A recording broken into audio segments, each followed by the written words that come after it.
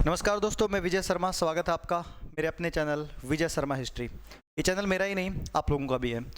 तो दोस्तों, कल जो क्लास चल रही थी लाइव, उसमें बीच में नेटवर्क इशू हो गया था। उसके कारण कुछ क्वेश्चंस बीच में रह गए थे। जो बीच में रह गए थे उनके लिए मैं ये रिकॉर्डिंग क्लास आप लोगों के लिए लेकर के आया हूँ। इस क्लास को आप थोड़ी सी स्पीड बढ़ाकर भी देख सकते हैं, ठीक है? आप चाहें तो स्लो भी देख सकते हैं। उसके बाद हम अगला जो पार्ट होगा इसको हम पार्ट 3 मानेंगे। अगला जो पार्ट होगा पार्ट 4, उसको हम लाइव लेकर ही चलेंगे, ठीक है? उसके लिए कल मिलेंगे हम लोग। तो देखिए, आज का हमारा पहला क्वेश्चन है ये, मतलब 36 तक हो चुके थे हमारे। देखिए, मैं आप लोगों को याद दिलवा दूं। 36वां क्वेश्चन ये था, निम्नलिखित में से कौन सा कैबिनेट मिशन का ये सदस्य नहीं था? तो लॉर्ड एमरी जो हमने बताया था ये सदस्य नहीं था। बाकी लॉर्ड पैथिक लॉरेंस, एवी अलेक्जेंडर और सर स्टैफर्ड क्रिप्स, ये सब जो है सदस्य थे इसके। उसके बाद देखिए, सुभाष चंद्र बोस से पहले INA, Indian national army, Azad Hind फौज का सेना अध्यक्ष कौन था? सुनो मेरी बात। इंडियन नेशनल आर्मी 1942 में इसकी स्थापना टोक्यो में हुई थी। उस वक्त स्थापना की थी रास बिहारी बोस ने। तो रास बिहारी बोस ने जब स्थापना की तो इसका कमांडर जो था, अध्यक्ष जो था, वो कैप्टन मोहन सिंह था। लेकिन बाद में ये इसका पुनर्गठन हुआ 1943 सिंगापुर। तब नेताजी सुभाष चंद्र बोस ने इसका पुनर्गठन किया था सिंगापुर में, ठीक है? तो उस वक्त नेताजी सुभाष चंद्र बोस ही इसके सेना अध्यक्ष रहे थे। तो इसका आंसर आएगा कैप्टन मोहन सिंह। कैप्टन मोहन सिंह अंग्रेजों की आर्मी में हुआ करते थे सेनाध्यक्ष। अंग्रेजों की तरफ से ही लड़ने गए थे जापान में वर्ल्ड वॉर सेकंड के अंदर, लेकिन इनको अरेस्ट कर लिया गया था। बाद में रास बिहारी बोस के कहने पर इन्होंने ही, क्योंकि भारत के ही थे लोग, अंग्रेजों की सेना में थे, इन्होंने ही जापान की सहायता से अब अंग्रेजों के खिलाफ युद्ध किया आईएनए बना करके, ठीक है? अगला क्वेश्चन होगा हमारा, अगले जो क्वेश्चन होंगे देखिए जी। 1925 से 30 के बीच भारतीय विधानसभा का अध्यक्ष कौन रहा? भारतीय विधानसभा किसको बोलेंगे हम? जो हमारी केंद्रीय सभा होगी, यानी कि सेंट्रल असेंबली जो होगी, जिसका मेन रोल होगा, जिसके अंदर वाइसराय का। तो केंद्रीय सभा का अध्यक्ष बनाया गया था 1925 से 30 के बीच वीजे पटेल, यानी कि विट्ठल भाई पटेल। विट्ठल भाई पटेल ये इसके अध्यक्ष रहे थे। और विट्ठल भाई पटेल जो है सरदार पटेल के बड़े भाई हैं। सरदार पटेल के बड़े भाई। अगला क्वेश्चन देखिए जी, इसका आंसर आएगा विजय पटेल। अगला क्वेश्चन है, गांधी बनाम लेनिन नामक पुस्तक किसने लिखी थी? ये बुक लिखी गई थी एस.ए.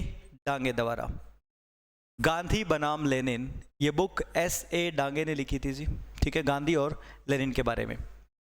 उसके बाद अगला क्वेश्चन है,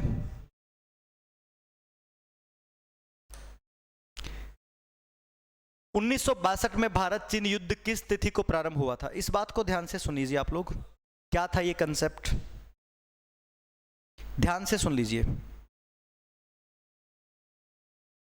मैं यहां बना रहा हूं जम्मू कश्मीर का मैप।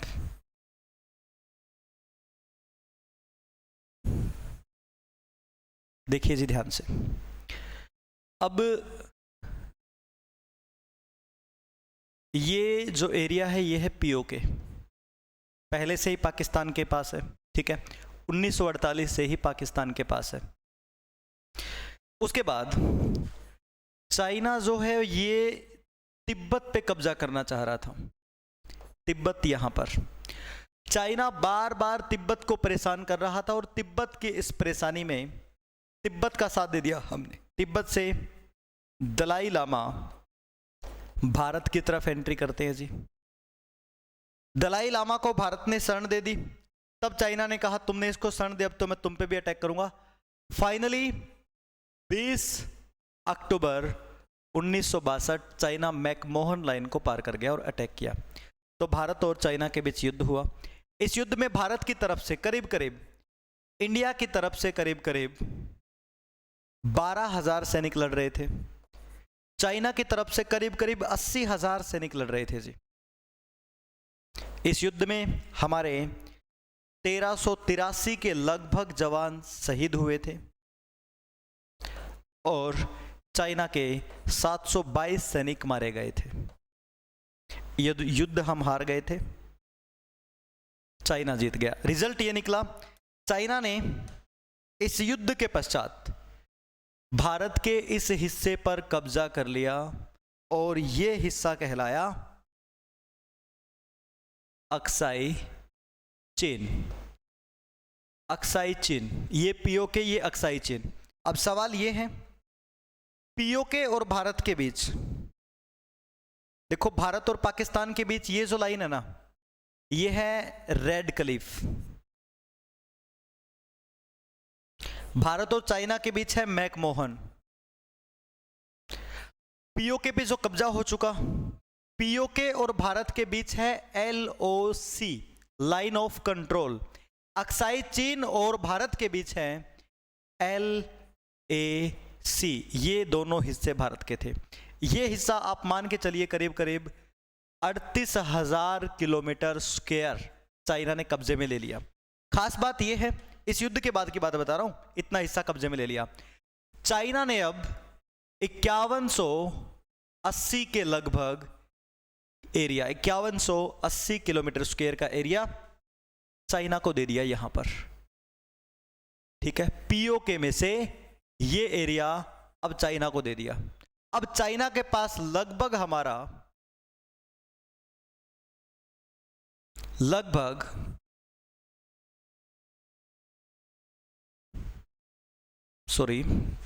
ये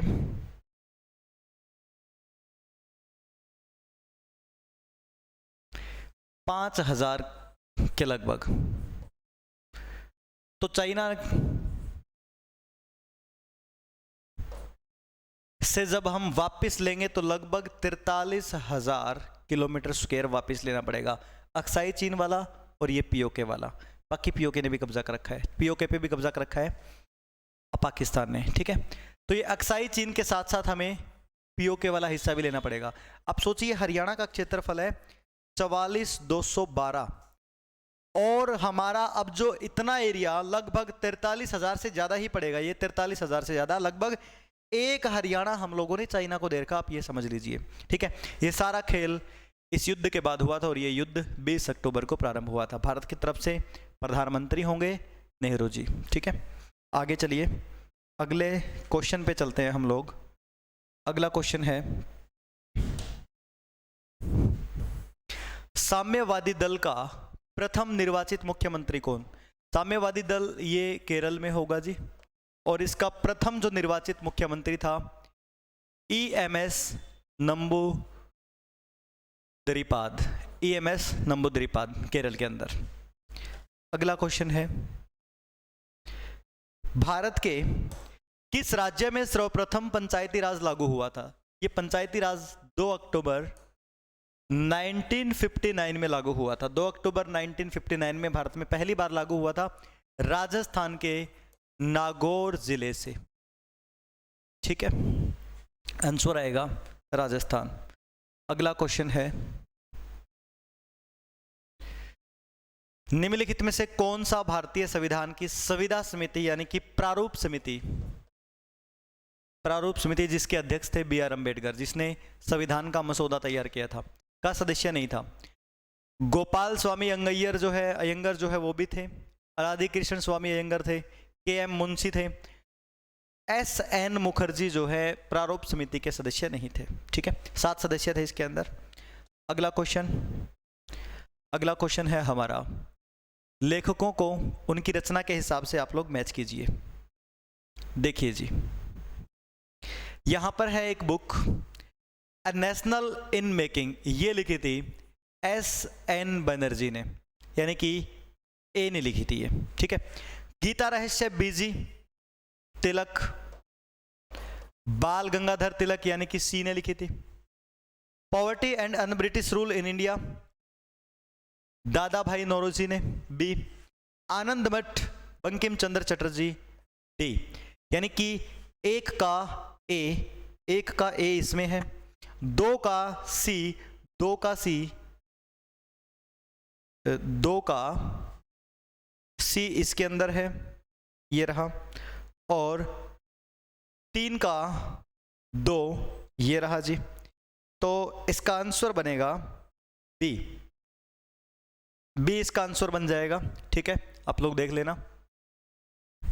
Surendra Nath Banerjee, A national in making, Dadabhai Naoroji, poverty and un British rule in India, Gangadhar Tilak, Gita Rahasya, Bankim चंद्र चटर्जी, आनंद मठ। ठीक है, तो आंसर होगा बी। अगले क्वेश्चन पे चलते हैं जी हम। तो देखो, आज इस वीडियो में कल का जो सेशन था 44 तक क्वेश्चन करवाए जाने थे। आगे क्वेश्चन जो है अभी टाइप नहीं हुए हैं। आज की इस वीडियो में हम इतना ही करेंगे, बाकी के क्वेश्चन कल लाइव लेकर के मैं लौटूंगा। ठीक है, तो आप लोगों को समझ में आ गया होगा। इससे रिलेटेड अगर कोई समस्या है तो आप लोग मुझे कमेंट करके बताएंगे। सॉरी चाहूँगा क्योंकि आज मैं ये क्लास लाइव लेकर के नहीं आया। ठीक है, तो अगले लेक्चर में मिलेंगे बहुत जल्द। Thank you, bye bye.